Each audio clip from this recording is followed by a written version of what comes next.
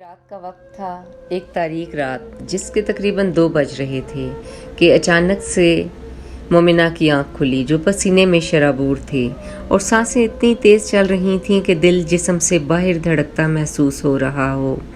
آج پھر ایک ڈراؤنا خواب جس میں بہت سی ڈراؤنی چیزیں مومنہ کا پیچھا کر رہی تھیں۔ چنگھاڑ اتنی دل دوست تھی کہ ان آوازوں سے مومنہ کا دل پھٹا جا رہا تھا۔ وہ ایک جنگل میں بھاگتی جا رہی تھی، اس کے پیچھے جیسے کوئی بھوت پریت ہو۔ بھاگتے بھاگتے اسے ٹھوکر لگی اور جیسے ہی وہ ایک گہری کھائی میں گری تو ساتھ ہی اس کی آنکھ کھل گئی۔ یہ پہلی بار نہیں تھی، اکثر ہی یہ خواب مومنہ کو آیا کرتے تھے اور وہ کسی کو بتا بھی نہیں سکتی تھی۔ فوراً سے تکیے سے سر اٹھا کر بیٹھ گئی۔ لائٹ تو وہ کافی عرصے سے بند نہ کیا کرتی تھی، لیکن اس اندھیرے کا کیا کرتی جو اس کے اندر موجود تھا۔ کمرہ اے سی چلنے کی وجہ سے یک ٹھنڈا تھا، لیکن وہ خوف کے مارے پسینے میں شرابور تھی۔ پہل تو جب ڈر لگتا تو دادو کے کمرے میں دوڑتی جاتی اور اکثر ایسا ہوتا کہ ان کے ساتھ ہی سوتی، لیکن اب تو دادو کو بھی تایا جی کے گھر رہتے 5 سال ہو گئے تھے۔ کبھی کبھار آتی، دن کو رکتی اور رات میں واپس چلی جاتی، یا پھر کبھی مومنہ کے بہت اصرار کرنے پر 1-2 روز رک جایا کرتی۔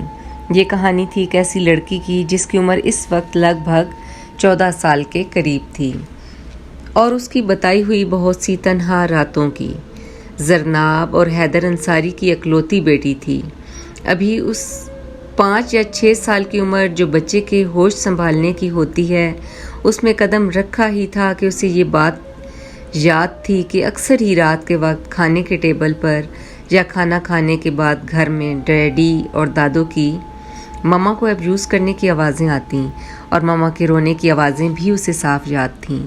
کئی کنال پر محیط انصار ہاؤس جس کا ایک ایک کونا شان و شوکت کو ظاہر کرتا تھا اور اس میں رہنے والے 4 مکین۔ حیدر انصاری جو کہ ایک بہت بڑا بزنس مین تھا، جو کبھی شہر سے باہر اور کبھی ملک سے باہر رہتا، اور زرناب جس کا سوشل سرکل بہت پھیلا ہوا تھا اور کئی فلاحی اداروں کی سربراہی بھی کر رہی تھی۔ گھر میں سکون نہ ہونے کے باوجود لوگوں کے سامنے خوش ہونے کا ڈرامہ کرنا پڑتا۔ ان دونوں کے پاس اپنی پیاری اکلوتی بیٹی مومنہ کے لیے وقت نہیں تھا۔ وہ مکمل طور پر گھر کے نوکروں کے حوالے ہوتی یا پھر اسکول سے واپس آ کر اکیڈمی اور قرآن کلاس کے بعد دادو کے ساتھ کچھ وقت گزارتی۔ دادو سے بے پناہ محبت کرتی، لیکن زرناب سے ان کی نہ بنتی۔ ایک وجہ تو یہ تھی کہ حیدر انصاری نے اس سے پسند کی شادی کی تھی، اور دوسری وجہ یہ کہ وہ ان کے خاندان کو پوتا نہ دے سکی۔ سڑک سے گزرتے اس محل نما گھر کو دیکھ کر لوگ باہر رشک محسوس کرتے ہوں گے، لیکن کسی کو یہ معلوم نہ تھا کہ کوئی بھی ایک دوسرے سے خوش نہ تھا۔ کچھ سال تو زرناب اور حیدر کے اچھے گزرے، لیکن جب سے اس کی والدہ نے دوسری شادی کا اصرار کیا تو گھر کا ماحول خراب ہو گیا۔ اب حیدر بھی اکتایا رہنے لگا۔ آخر وہ بھی اسی معاشرے کا حصہ تھا۔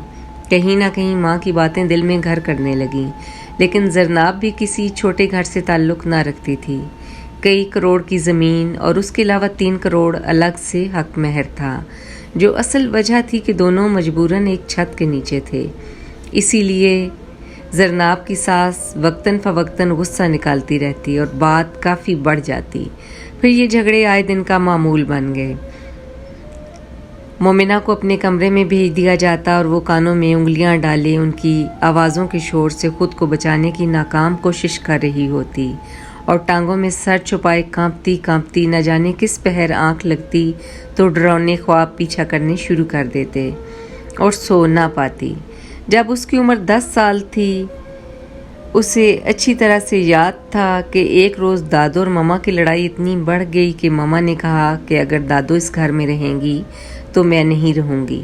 تایا جان بھی آگے صلح کی کوشش کی، پھر انہیں کچھ خود سے بھی اندازہ تھا غلطی والدہ کی بھی ہے، تو وہ انہیں اپنے ساتھ لے گئے تاکہ چھوٹے بھائی کا گھر خراب نہ ہو۔ اس دن کے بعد جھگڑوں میں کسی حد تک کمی آ گئی، لیکن مکمل ختم نہ ہوئے۔ مومنہ کو ضرورت کی ہر چیز نام لینے پر مل جاتی، نہ ملتا تو ماما اور ڈیڈی کا وقت اور محبت۔ اکثر پیرنٹس میٹنگ میں بچوں کے والدین اکٹھے آتے، لیکن اس کے لیے ماما ہی بمشکل وقت نکال کر آتی۔ دونوں ایک دوسرے پر مومنہ کی ذمہ داری ڈالنے کی کوشش کرتے۔ آج بھی اس کی برتھ ڈے تھی، شہر کے کافی لوگ اس تقریب میں مدعو تھے۔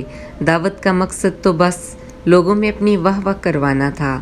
آج رات بھی جب سب مہمان آ چکے تھے، کافی لیٹ ڈیڈی نے جوائن کیا۔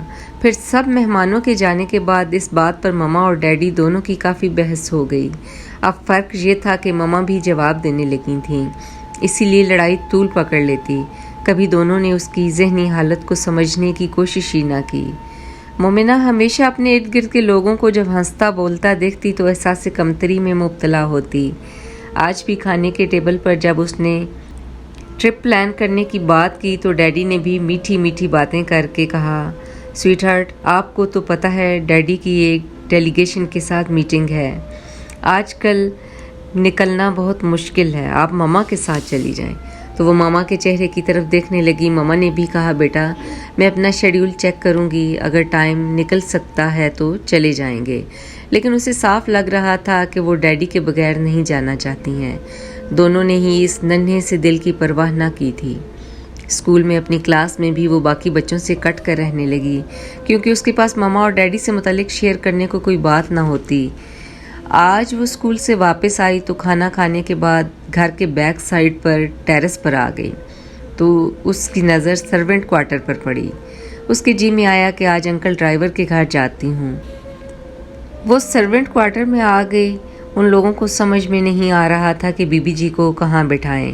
وہ چھوٹی بی بی جی کہتے چلے جا رہے تھے۔ اس کی بیوی خالہ سائقہ جو گھر میں باقی سارے کام بھی دیکھتی تھیں، انہوں نے کہا، بی بی جی آپ کو کچھ ضرورت تھا تو آپ مجھے بلا لیتی، میں وہیں چلی آتی۔ وہاں پر ان کی بیٹی سدرا بھی تھی جو اسی کی ہم عمر تھی۔ وہ تو انکل ڈرائیور کے ساتھ بیٹھ کر کھانا کھا رہی تھی اور خالہ سائقہ گرم گرم روٹی بنا رہی تھیں۔ انہوں نے اسے بھی کھانا کھانے کو کہا۔